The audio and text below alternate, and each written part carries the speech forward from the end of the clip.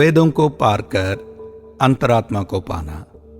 एक बार कुछ दोस्त यात्रा कर रहे थे और उन्हें एक चौड़ी नदी पार करनी थी। उन्होंने एक नाव बनाई और नदी को पार किया। फिर उन्होंने अपने बाकी यात्रा के लिए भारी नाव को ढोकर अपने साथ ले जाने का फैसला किया, यह सोचकर कि यह उपयोगी होगा।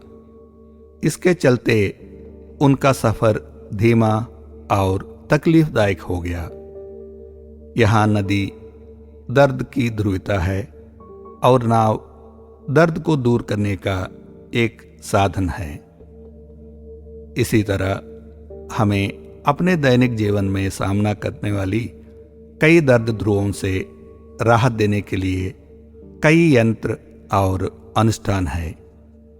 वेद ज्ञान अस्थायी दर्द ध्रुवों से राहत देने के लिए कई अनुष्ठानों का वर्णन करते हैं और इनमें से कई अनुष्ठान उपलब्ध है और आज तक किए जा रहे हैं।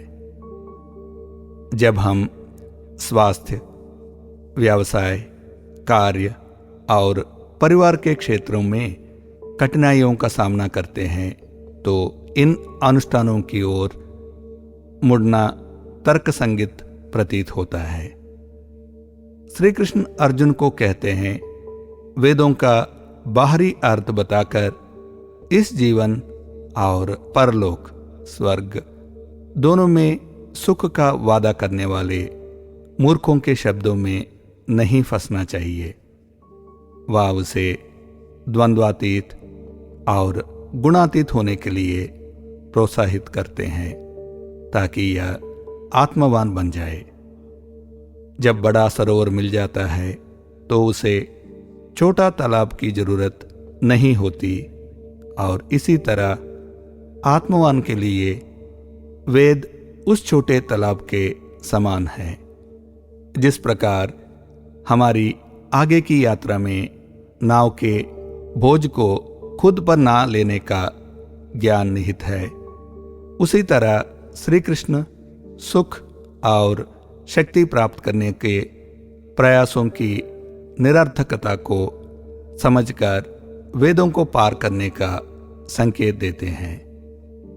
गीता की शुरुआत में ही श्री कृष्ण अर्जुन से कहते हैं कि इंद्रिया सुख दुख जैसा ध्रुवों के पैदा करती है और उनको सहन करने के लिए कहते हैं क्योंकि वे अनित्य है।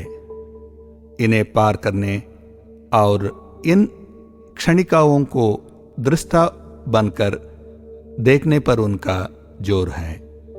श्री कृष्ण सुख के कृत्रिम रचना के बजाय प्रामाणिक आनंद के पक्ष में है।